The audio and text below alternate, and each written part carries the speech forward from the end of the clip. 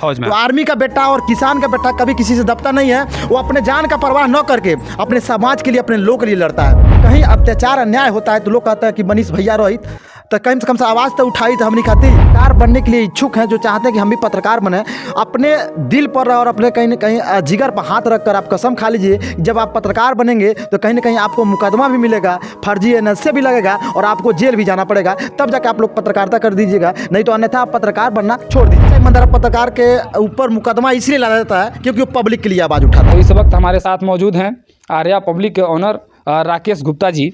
इन्हीं से बातचीत कर लेते हैं।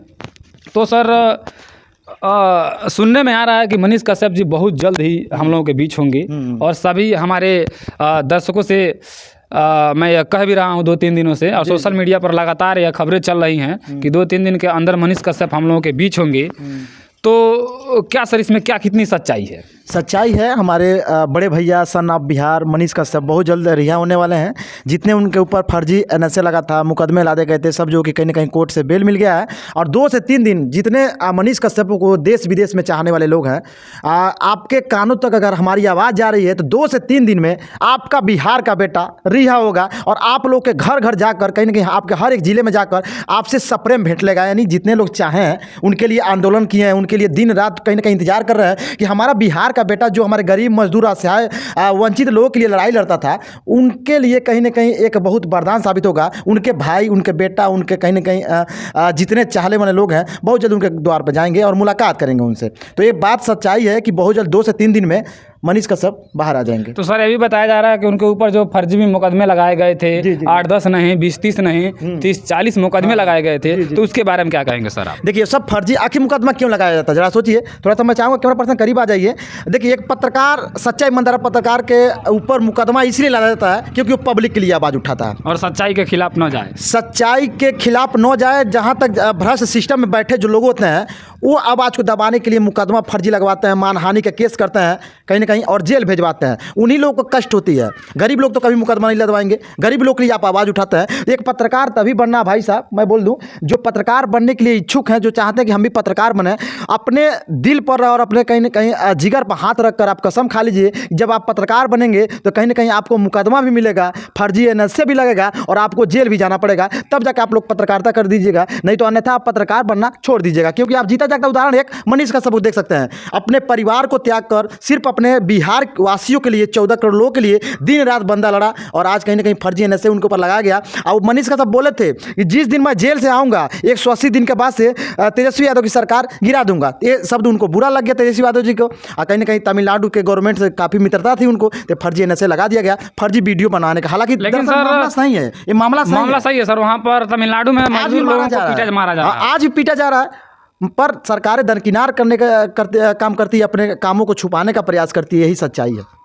तो देखिए, कहीं ना कहीं सर बता रहे हैं कि बहुत जल्द मनीष कश्यप हम लोगों के बीच होंगे। लेकिन सर, एक बात और हम कहेंगे सर, जी कि जब यह मनीष कश्यप जब जेल गए थे, जी तो उस वक्त जो इनके समर्थन वाले लोग थे वो काफ़ी हल्ला गुल्ला किए। लगातार महीना दिन तक धरना प्रदर्शन चला, पूरा बेतिया में, पूरा पटना में, पूरा बिहार में। जी और ठीक उसी प्रकार इस बीच भी हंगामा चल रहा है। तो इस पर क्या कहेंगे सर आप? देखिए, हंगामा, देखिए, अगर हम आपको चाहते तो आपके लिए कुछ भी कर सकते हैं। ये आप देखे होंगे भोजपुरी इंडस्ट्री में इतने सारे हीरो हीरोइन हैं, या कहीं भी देखेंगे, जो लोग चाहने वाले लोग होते हैं ना, अपने फैंस जो होते हैं, वो कुछ भी अपने हीरो के लिए कर देते हैं। तो मनीष कश्यप को इतना दिल में लोग बसा लिए हैं ना, आप उनका वीडियो जब देखे होंगे वाकई में आपके अंदर एक जज्बा जुनून हो गया होगा। आप भी वीडियो देखे होंगे तो उनके देखकर कहीं ना कहीं आप पत्रकारिता शुरू कर दिए होंगे। सही बात है कि नहीं? सही, 100% सही है ये।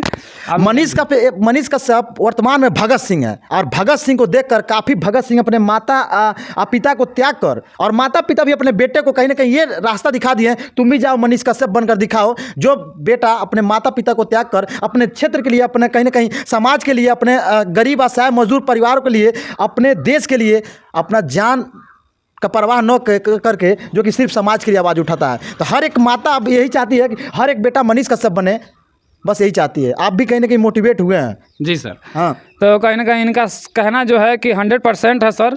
लेकिन सर एक सवाल और है आपसे कि जब मनीष कश्यप जी जेल से बाहर आएंगे, हाँ। कुछ लोगों का कहना है कि मनीष कश्यप जी जब जेल से बाहर आएंगे जी। तो वह पत्रकारिता छोड़ देंगे, तो इसमें क्या कहेंगे आप? क्यों पत्रकारिता छोड़ देंगे? वो एक नेता कौन है वो लोग जो कह रहे हैं कि पत्रकारिता छोड़? देखिए, मनीष कश्यप जब पत्रकारिता में नहीं थे तब चुनाव लड़े थे, आपको भी मालूम है, विधायकी का चुनाव लड़े थे। वो एक नेता है, इसीलिए उनको जेल में डाला गया था कि वो एक नेता है, अपना छवि इतना डेवलप कर चुका है, देश ही नहीं विदेश में उनको चाहने वाले लोग हैं।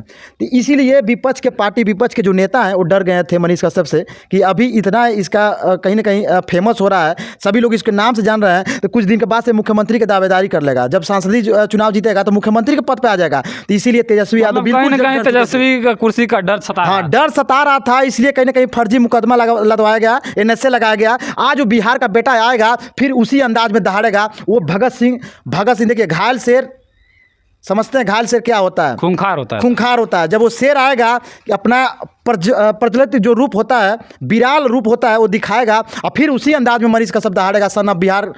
और कहीं ना कहीं विरोधियों के मुंह पे ऐसा तमाचा मारेगा कि विरोधी देखते रह जाएंगे कि ये बिहार का बेटा जो इतना दिन जेल में खट के आया है फिर कैसे दहाड़ रहा है। उसके ब्लड सर्कुलेशन जो है ना, उसमें सिर्फ जो कि क्रांतिकारी का रग में खून बहता है। और कहीं ना कहीं उसके पिताजी जो है बॉर्डर पर दुश्मनों से लड़ते हैं, आप भी जानते हैं, फौजी में। तो आर्मी का बेटा और किसान का बेटा कभी किसी से दबता नहीं है। वो अपने जान का परवाह न करके अपने समाज के लिए, अपने लोग के लिए लड़ता है, और ये सच्चाई है। और मनीष कश्यप आज नहीं तो कुछ साल बाद जरूर वो मुख्यमंत्री के पद पर, क्योंकि उनके चाहने वाले लोग हैं, वो बैठाएंगे तो बैठाएंगे और उनके सर पर ताज होगा तो होगा ताज, बस जान जाइए। तो देखिए कहीं ना कहीं पूरे जो मनीष कश्यप के समर्थनवान लोग हैं वो पूरे जुटे हुए हैं। और हमारे राकेश भैया भी यही कह रहे हैं कि मनीष कश्यप जी ठीक उसी अंदाज में जब जेल से बाहर होंगे तो उसी अंदाज में कवर करेंगे और अपने छोटे बड़े और गरीब मजदूरों का आवाज़ ठीक उसी प्रकार उठाएंगे। तो सर थोड़ा हमारे दर्शकों को ये भी आप बता दीजिए कि कितना समय और लग जाएगा उनके आने में? बस बेल मिल चुका है, अब जैसे 2 से 3 दिन जितना लगे जेल से बाहर हो जाएंगे। तो उनके लिए पूरा रूट मैप उनकी टीम बनाई है। हर जिले में जाकर कहीं ना कहीं जितने लोग उनके चाहने वाले लोग हैं बिहार के सभी जिले में जाएंगे और उनके स्वागत में हमें लगता है 1 महीना लग सकता है, क्योंकि बिहार के इतने सारे जिले हैं, सब जिले में लोग जाएंगे। तो जितने उनके चाहने वाले लोग हैं उनकी पूरी टीम का वीडियो देखिए, वहाँ पर कमेंट बॉक्स में अपना एड्रेस, पता, मोबाइल नंबर सेंड कीजिए। वो पूरी टीम उनकी जो है कि लिस्ट बना रही है, आपके द्वार तक मनीष कश्यप जाएंगे, मुलाकात करेंगे। और एक बात और, इस समय कहीं भी अत्याचार अन्याय होता है तो लोग मनीष कश्यप को याद करते हैं कि काश मनीष भैया रहते हैं तो आकर हमारे लिए आवाज़ उठाते हैं। तो किसी के लिए आवाज़ उठाने में कितना कष्ट होता है, कितना कठिनाइयाँ होता है, ये आप रग रग से वाकिफ होंगे, आप जानते होंगे। तो इसीलिए आज कहीं अत्याचार अन्याय होता है तो लोग कहते हैं कि मनीष भैया रहित तो कम से आवाज़ तो उठाई तो हम नहीं खाती।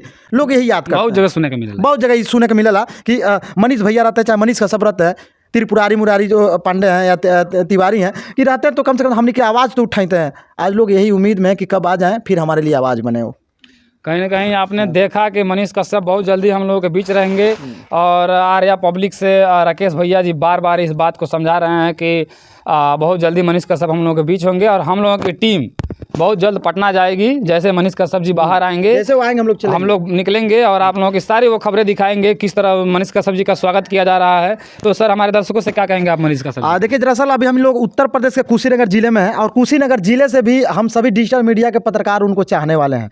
जरा सोचिए उनकी पॉपुलैरिटी कितनी है, देश विदेश में है। और अभी हम लोग यहाँ से इंतजार कर रहे हैं कब हमारा शेर बाहर आएगा, हम लोग चलेंगे, उनका भी इंटरव्यू लेंगे और चीज़ें दिखाएंगे कि एक माता पिता अपने बेटों को किस प्रकार से अपने समाज के लिए, अपने लोगों के लिए त्याग देती है कि जाओ बेटा भगत सिंह बनो, और कहीं ना कहीं अपने समाज में जो गरीब वंचित परिवार के लगे उनके लिए आवाज़ उठाओ। और सरकार जहां सक्षम नहीं रहती है वहां पे एक पत्रकार ईमानदारी पूर्वक खबर दिखाता है, तब जाकर उस परिवार को इंसाफ मिलता है। तो हम लोग भी चलेंगे पटना और दिखाएंगे क्या क्या कुछ होती है। बहुत जल्द ही मनीष कश्यप हम लोगों के बीच आएंगे और ये सारी खबरें आप लोगों को इसी चैनल पर देखने को मिलेगा, आर्या पब्लिक न्यूज़ पर और देहाती मीडिया नेटवर्क पर। और मैं आपसे बता दूं कि यह खबर जो है अपने बिहार में ही नहीं, उत्तर प्रदेश में ही नहीं, पूरे वर्ल्ड के अंदर यह खबर चल रहा है कि मनीष कश्यप जल्द से जल्द हम लोगों के बीच होंगे। और आप लोग भी समर्थन कीजिए और आप लोग भी कमेंट बॉक्स में लिखिए और मनीष कश्यप जी का जितना हो सके आप लोग समर्थन कीजिए, क्योंकि गरीबों का आवाज़ और गरीबों का मसीहा वहीं वो आज आप लोग जितना भी डिजिटल मीडिया पत्रकार इस वक्त देख रहे हैं, कहीं ना कहीं मनीष कश्यप की खिंची हुई इस लकीर को लेकर यह लोग काम कर रहे हैं। क्योंकि जब मनीष कश्यप अपने ज़िले में और अपने बिहार के अंदर एक ऐसा काम किया, एक ऐसा नाम किया कि आज पूरे देश में ही नहीं विदेशों में में सन ऑफ बिहार के नाम से जाने जाते हैं और ब्रांड ऑफ बिहार के भी नाम से जाने जाते हैं। तो क्या सर सन ऑफ बिहार के बारे में आप क्या कहेंगे कि लोग कहते हैं son of Bihar, brand of Bihar, कि किस प्रकार और आप कैसे भी कह सकते हैं सन ऑफ कुशीनगर, आप कुशीनगर के लाल हैं, उत्तर प्रदेश भारत इंडिया का लाल हैं, आप भी लगा सकते हैं, कोई भी लगा सकता है। ऐसी वो मना किया है कि हम ही हैं एक सन ऑफ बिहार। नहीं नहीं, ऐसी बात नहीं है, लेकिन सर कहीं हम ना मना कहीं किया है कि हम ही एक son of Kushinagar, son of रेता क्षेत्र हैं। रेता क्षेत्र के 50,000 लोग के लिए मैं आवाज़ उठाता हूँ कि वहाँ पर पक्का पुल बनना चाहिए, पीपा पुल लगा है। 50,000 लोग कुशीनगर जिला, महाराजगंज जिला के लोग अभी भी वंचित, वहाँ पर रास्ता नहीं है, तड़प रहे हैं, रो रहे हैं, गवर्नमेंट वहाँ पर सुन रही है। तो क्या मैं कहूँ कि सन ऑफ रेता क्षेत्र? ऐसा नहीं ना, देखिए कहीं कोई ना भी कह कहीं सकता है। वह मनीष कश्यप, जो मैंने शुरू में वीडियो में कहा कि मनीष कश्यप 2 से मैं मिलवा रहा हूँ और हमारे सामने साक्षात खड़े हैं। यह अपने ज़िले में और अपने क्षेत्र से पनियावा के बाद, भैंसा के बाद एक क्षेत्र पड़ता है, काफ़ी पिछड़ा क्षेत्र है, वहाँ पर 50,000 से ज़्यादा की आबादी है। उस जगह के लिए, एक पुल के लिए यह पिछले 5 सालों से लड़ाई लड़ते हैं अकेले। यह भी अपने वहाँ के एक सन ऑफ कुशीनगर कहे जाने वाले पत्रकारों में से एक हैं, जो इनका बहुत ही प्यार दुलार और आशीर्वाद सारे लोगों का बना रहता है इनके ऊपर। और आज यह लड़ाई इन्होंने संकल्प लिया कि उस पुल को मैं बहुत जल्द से जल्द उस पुल को बनवाऊँगा और वहाँ पर 50,000 जनता की आवागमन जो है खड्डा से और उस हाईवे पर करवाऊंगा। तो इस प्रणय के बारे में हम इनसे पूछते हैं कि सर किस तरह के इनके दिमाग में आया कि आप मनीष कश्यप की तरफ आप लगातार इस तरह काम कर रहे हैं और उस पुल का निर्माण कब तक करवा देंगे, और यह जो कि आप ये संकल्प लिए हैं कब तक पूरा करवा देंगे सर? देखिए, नेताओं की बातों को हम लोग अस्थायी रूप से मान नहीं सकते हैं। नेता वादा कुछ करते हैं और करते कुछ हैं। लगातार जब हम लोग आवाज़ उठाते हैं तो पेपर कटिंग में आता रहता है कि 500 करोड़ रुपए का पुल बनेगा, तो कभी 800 करोड़ रुपए का पुल बनेगा, ऐसा लिखित में आता रहता है। हालांकि विधायक सांसद भी मेहनत करते रहते हैं, मतलब प्रयास करते रहते हैं, जाकर मुख्यमंत्री से मिलते हैं, नितिन गडकरी, जितिन प्रसाद राम से मिलते हैं, नितिन गडकरी से मिलते हैं, सबसे मुलाकात करते रहते हैं, मोदी जी से मिलते हैं कि हमें वहाँ पर एस्टीमेट तैयार कर दीजिए। मुख्यमंत्री योगी आदित्यनाथ जब आए थे यहाँ पर खड्डा में तो बोले थे कि हमें एस्टीमेट तैयार करके दीजिए ताकि हम भी 50,000 लोगों को कनेक्टिविटी के माध्यम से जोड़ सकें। पर आज 8 महीना हो गया, ना मुख्यमंत्री से जो कि विधायक जी मिले, ना सांसद जी, ना वहाँ के कोई शासन प्रशासन के लोग। तो नेताओं की बात जब चुनाव आता है तो वो तो लगातार कहेंगे कि भैया हम पुल बनवा देंगे, आप लोग हमें वोट दीजिएगा। पर वहाँ के पब्लिक को सोचना है, क्या आज़ादी के 76 साल बीत गया, आपको अभी भी रास्ता मिला? नहीं मिला। कितना आपको विकास हुआ है आप लोग को खुद तय करना पड़ेगा। हमें अगल बगल के कुछ गांवों से सीखना चाहिए, जो लोग आंदोलन करके अपने हक की योजना, अपने हक का जो चीज़ें होती है उसे छीन कर लेते हैं। तो वहाँ का 50,000 लोग अगर जिस दिन एकता बनाएंगे, हमें लगता है सरकार को उनके घुटने पर टिकना पड़ेगा और उनके लिए जो मांगे हैं वो पूरी करनी पड़ेगी। तो कहीं ना कहीं वहाँ के जनता के अंदर भी कमी है, अपने क्षेत्र के लिए आवाज़ नहीं उठाती है, तो आवाज़ उठाना पड़ेगा। तभी देखिए, जब बच्चा रोता है तभी माता दूध पिलाती है। तो जब वहाँ का पब्लिक रोएगी नहीं, गिड़गिड़ाएगी नहीं, तो जनप्रतिनिधि नेता कैसे समझेंगे कि वहाँ का पब्लिक परेशान है? आप नाव से बैठते हैं, पटाख से गाड़ी से आते हैं, नाव पैसे बैठते हैं, 20 रुपये देते हैं और हिल जाते हैं, तो क्या दर्द हो जाएगा?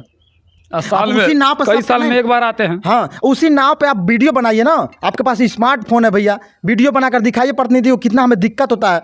किसी का डेथ हो जाएगा इस साइड में तो वहाँ पर नाव का इंतजार करना पड़ेगा, 1 घंटा 2 घंटा लग जाएगा, आएगा तब हम उस पार जाएंगे, तब जाकर रोएंगे, गिलगिलाएंगे, तब ये सब चीज़ें।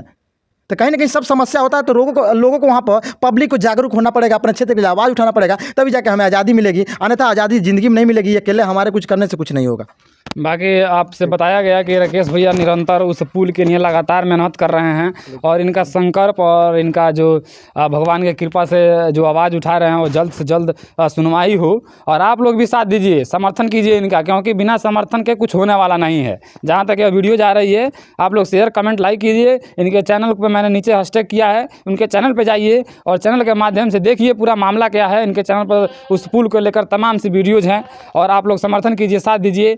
और राकेश भैया से मैं विदा लेता हूं और इसी के साथ बाकी आप लोग मनीष कश्यप के बारे में क्या सोचते हैं। मनीष कश्यप बहुत जल्द, राकेश भैया बता रहे थे, सूत्रों के द्वारा पता चला है कि बहुत जल्द हम लोग के बीच आने वाले हैं। तो इन सारी बातों के साथ मैं आपसे विदा लेना चाहता हूं। बाकी आप लोग देहाती मीडिया नेटवर्क पर लगातार बने रहिएगा। नमस्कार।